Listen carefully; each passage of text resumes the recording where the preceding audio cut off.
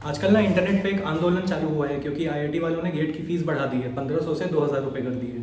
अब इस पे दबा के वीडियोस बन रही हैं इन्फ्लुएंसर्स की, कोचिंग इंस्टीट्यूट्स की, सेंटर्स की लाखों करोड़ों बच्चों की ज़िंदगी बर्बाद हो गई। अब तो कोई गेट एग्जाम दे नहीं पाएगा, एमटेक कैसे करेंगे लोग। इस पे पीआईएल दाखिल करते हैं, इस पे आंदोलन कर देते हैं, झुका देते हैं आईआईटी को।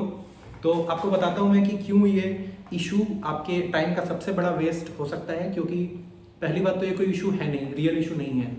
और क्यों आपको दूर रहना चाहिए, एज दूर एज पॉसिबल हो सके इस टॉपिक से दूर रहो। एकदम मत पढ़ो इस टॉपिक में, क्योंकि इसमें कोई मादा नहीं है, कोई वेटेज नहीं है। तो कॉपी लेके बैठा हूँ, पॉइंट बाय पॉइंट बताता हूँ। जो भी आपने वीडियोस में अभी तक देखा होगा कि क्यों ये इतनी गलत बात हो गई है, मैं आपको बताता हूँ क्यों सब बेकार की बातें चल रही है। सबसे पहली बात तो मुझे समझ में नहीं आता कि ये कौन से लाखों करोड़ों बच्चे हैं इस देश के जिनको 1500 से कोई प्रॉब्लम नहीं थी, लेकिन जैसे ही फीस 1500 से 2000 हुई है। और माइंड यू, ये एक साल में नहीं बढ़ा है, ये वो बता रहे हैं कि 2015 में 1500 हुआ करती थी, 2025-26 आते आते ये 2000 हो गई है। तो 9-10 सालों में 500 रुपये फीस बढ़ी है। कौन से ऐसे बच्चे हैं जिनका घर 1500 में नहीं बिक रहा था और उनका घर 2000 में बिक जाएगा। या तो अगर आप 2 पेपर भी देते हो, मेन पॉइंट ये है कि जो बच्चे 2 पेपर दे रहे हो उनको 1000 रुपये ज़्यादा देने पड़ेंगे। तो एक जो सिंपल बात मुझे समझ में आती है कि अगर आपके पिताजी, आपके माताजी 3000 रुपये में खाना खा रहे थे तो वो 4000 रुपये में भी खाना खा लेंगे। ऐसा किसी के घर में नहीं होगा इंडिया में कि 3000 रुपये तक तो सब सही था, 4000 जैसे ही हुआ तो आपका घर, परिवार सब बिक गया। ऐसा कोई बच्चा नहीं है, ठीक है। और कमेंट में ये मत लिखना कि आप इकोनॉमिकली बैकवर्ड से नहीं आते हो, बैकग्राउंड से, तो आपको मालूम नहीं है। तो सब ने स्ट्रगल देखा है, सब ने अपने अपने लेवल पे स्ट्रगल देखा है। सिंपल मैथ्स ये कहता है कि 500 से ऐसा कुछ नहीं होगा कि आपकी ज़िंदगी रुक जाएगी, ठीक है। 500 रुपये कुछ नहीं होता एक साल में। तो ऐसे कोई बच्चे पहली बात तो है नहीं जिनको रियल प्रॉब्लम है इससे।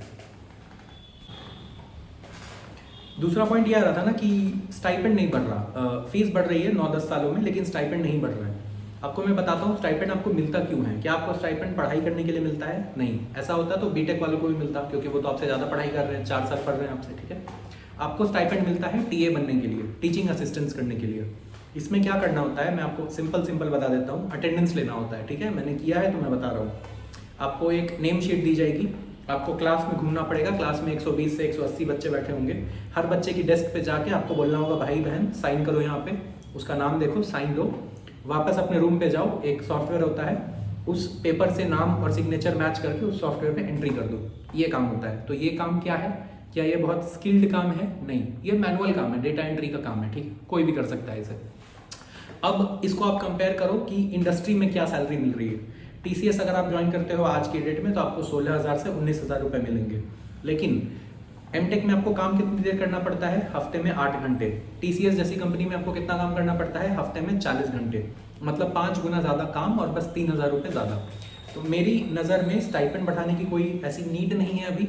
क्योंकि अगर आप पूरा एमटेक का फीस देखोगे ना, एमटेक का फीस, हॉस्टल, ट्यूशन सब मिला दो, 2 लाख रुपए आता है, ठीक है। 2 से 2.5 लाख रुपए depending on the IIT and NIT.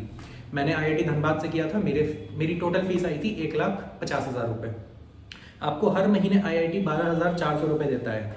2 साल के अंतराल में ये अमाउंट हो जाता है 3 लाख रुपये, ठीक है। तो फीस देने के बाद भी आपको महीने में करीब 4 से 5,000 रुपये बच जाते हैं आपकी पॉकेट मनी के।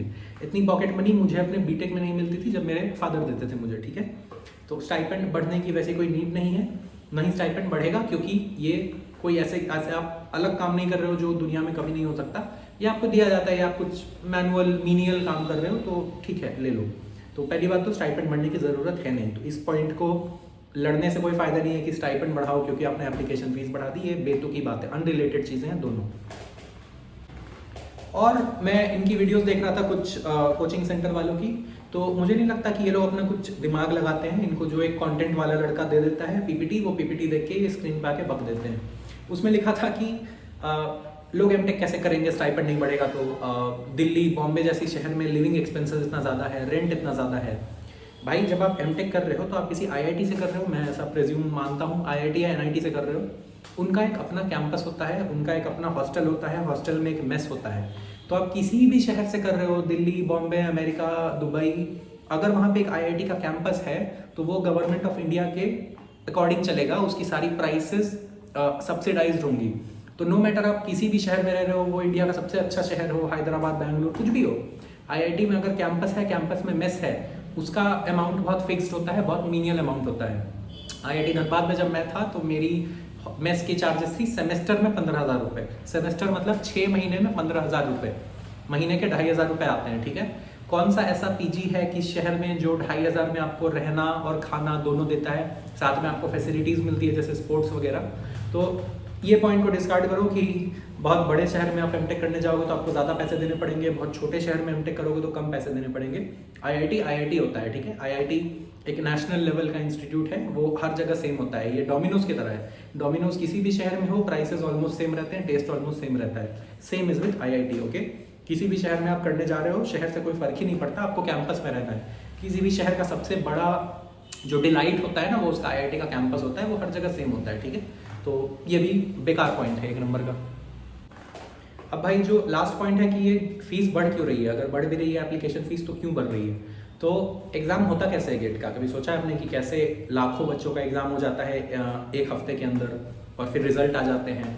और आपने कभी सुना है कि गेट का पेपर कभी लीक हो गया हो, जैसा कि आप लोग अभी न्यूज़ में सुन रहे हो ना, एसएससी में क्या होता है कि कभी माउस नहीं चलते, कभी कीबोर्ड नहीं चलता, कभी पेपर लीक हो जाता है। मैंने आज तक गेट एग्जाम में नहीं सुना कि किसी बच्चे का माउस अटक गया, किसी का कीबोर्ड अटक गया, किसी की वेबसाइट अटक गई, किसी की कुर्सी टूट गई, किसी के सेंटर में बाढ़ आ गई। ऐसा नहीं होता है। GATE is one of the few exams in this country जहाँ लाखों बच्चे सीमलेसली एग्जाम देते हैं। आप बहुत एसी में बैठ के एग्जाम देते हो शांत माइंड से, आपको किसी भी और चीज़ की टेंशन लेने की ज़रूरत नहीं होती कि ये हो गया तो क्या होगा, वो हो गया तो क्या होगा, कुछ नहीं होता, ठीक है। तो ये एग्ज़ाम टीसीएस कराती है। अब टीसीएस ये एग्ज़ाम फ्री में तो कराती नहीं है, टीसीएस भी पैसे लेगी। अब टीसीएस सॉफ्टवेयर बनाने का पैसा लेगी, अपने इंजीनियर्स को पे करेगी कि इतना बड़ा इतना अच्छा सॉफ्टवेयर बनाओ जो हैक ना हो सके, पेपर लीक नहीं चाहिए, सिक्योरिटी चाहिए, ये अवेलेबल रहना चाहिए, ऐसा ना हो कि किसी की वेबसाइट बंद हो जाए अचानक। अब टीसीएस एग्ज़ाम कराता कहाँ पे है, सेंटर्स में कराता है। बहुत सारे शहरों में, ऐसे लाखों शहर हैं इंडिया में जहाँ पे सेंटर्स पड़ते हैं गेट एग्ज़ाम के। अब वो सेंटर आपको फ्री में तो देंगे नहीं, उस सेंटर में कंप्यूटर होता है, माउस होता है, कीबोर्ड होता है, एसी होता है, इलेक्ट्रिसिटी होता है, तो वो सेंटर अपना पैसा चार्ज करेगा उस दिन का, उस शिफ्ट का। अब वहाँ सेंटर में इन्विजिलेटर्स आते हैं, वो इन्विजिलेटर इतने अच्छे तो हैं नहीं कि वो फ्री में आते हैं, नहीं, वो भी पैसे लेंगे आने के, वो पैसे लेंगे इन्विजिलेशन करने के। सारा एग्ज़ाम होने के बाद रिजल्ट डिक्लेयर करने के लिए, रिजल्ट के लिए अलग से पोर्टल बनेगा, फिर सबका रिजल्ट आएगा, रैंकिंग बनेगी, गेट स्कोर होगा, नॉर्मलाइजेशन होगा, ये सब काम सॉफ्टवेयर से होता है, फ्री में तो होता नहीं है। तो आपसे जो पैसे लिए जा रहे हैं ना, वो मैं टीचर्स को देख रहा था, वो बोल रहे थे कि आईआईटी इतने सारे पैसे ले लेती है, 1 लाख करोड़ ले लेती है, 2 लाख करोड़, 9 लाख करोड़ लेके अपने पॉकेट में। तो वो 9 लाख करोड़ आईआईटी के प्रोफेसर्स अपनी पॉकेट में नहीं डालते हैं, वो एग्ज़ाम लेने के लिए उनको पैसे की ज़रूरत है। वो पैसे कौन देगा? आपका जो एग्ज़ाम हो रहा है, इतना हाई लेवल पे एग्ज़ाम हो रहा है, इतना स्केल पे एग्ज़ाम हो रहा है, इतना सीमलेस एग्ज़ाम हो रहा है, उस एग्ज़ाम का पैसा आप लोग देते हो। और अगर 10 साल में 500 रुपये बढ़ गए हैं, क्योंकि हो सकता है टीसीएस लंबी कॉस्ट बढ़ा दी हो, टीसीएस बोल रहा है कि पहले हम 100 करोड़ लेते थे, इस बार हम 105 करोड़ लेंगे, तो सब हर चीज़ की कॉस्ट बढ़ रही है ना। तो 10 साल में 500 बढ़ना, मुझे नहीं लगता कि किसी भी तरीके का इशू है जहाँ आपको टेलीग्राम ग्रुप ज्वाइन करो, आंदोलन कर दो, PIL फाइल करो, मेल कर दो, ये सब में आप रह जाओगे। और ये सारी वीडियोस बन क्यों रही है? क्योंकि अच्छा टॉपिक है व्यूज़ के लिए, तो इसीलिए कोचिंग वाले इसको बना रहे हैं, आपको इंगेज कर रहे हैं, आप उनके टेलीग्राम पे जा रहे हो, बातें कर रहे हो, मज़ा आ रहा है आपको भी, उनको भी। और इससे होगा नहीं, इससे मैं आपको बताता हूँ होगा क्या, बेस्ट के सिनेरियो क्या होगा। आप कोई भी काम करने से पहले सोच लेना चाहिए ना कि हमें इससे गेन क्या होगा और इसमें हम खोएंगे क्या। बेस्ट के सिनेरियो क्या होगा कि आईआईटी आपके सामने झुक जाएगा, आईआईटी आपके कोचिंग के सामने झुक जाएगा और बोलेगा ठीक है भैया, हमने 500 बढ़ाए थे, 500 वापस कर रिफंड कर देंगे हर बच्चे को, आपको 500 रुपये का फ़ायदा हो गया। इसमें आप खोगे क्या? लेकिन आप जब तक ये आंदोलन करोगे तब तक आप पढ़ोगे तो है नहीं। 2-3 महीने आपको भी खूब मजा आएगा, खूब ट्विटर करोगे, खूब इंस्टाग्राम पे पोस्ट करोगे, फेसबुक पे पोस्ट करोगे, फलाना ढिमकाना, हर जगह का तमाशा कर दोगे। 2-3 महीने पढ़ाई आप करोगे नहीं। आ जाएगा नवंबर, अब नवंबर में सेम कोचिंग वाले जो अभी आंदोलन चला रहे हैं उस समय वीडियो बनाएंगे कि आपने तो पूरा साल वेस्ट कर दिया, अब हमारा क्रैश कोर्स है जी, हमारा क्रैश कोर्स पढ़ के किसी भी तरीके का गेट क्वालिफाई कर लो, क्योंकि आपने पूरे साल पढ़ाई तो की नहीं है। तो ऐसा मत करो कि आंदोलन में बिजी होकर अपना मेन गोल से तुम भटक जाओ। मैं कहूँगा इस टॉपिक को ज़्यादा तवज्जो मत दो। अगर आप ये वीडियो देख रहे हो तो मैं हाथ जोड़ के प्रार्थना करता हूँ कि ये लास्ट वीडियो देखना इस टॉपिक पे। इसके बाद अगर मैं भी इस टॉपिक पे वीडियो बनाऊँ मत देखना, ठीक है? कोई भी इस वीडियो पे टॉपिक पे वीडियो बनाए मत देखो, पढ़ाई पे ध्यान दो। ये कोई इशू नहीं है और ना ये सॉल्व होने वाला है, ना इसको कोई सीरियसली लेने वाला है, ठीक है? तो बस यही कहना था मुझे छोटी सी वीडियो में, और मुझे नहीं लगता छोटी है, काफ़ी अच्छी खासी बड़ी हो गई है। तो ठीक है, मिलते हैं अगली बार।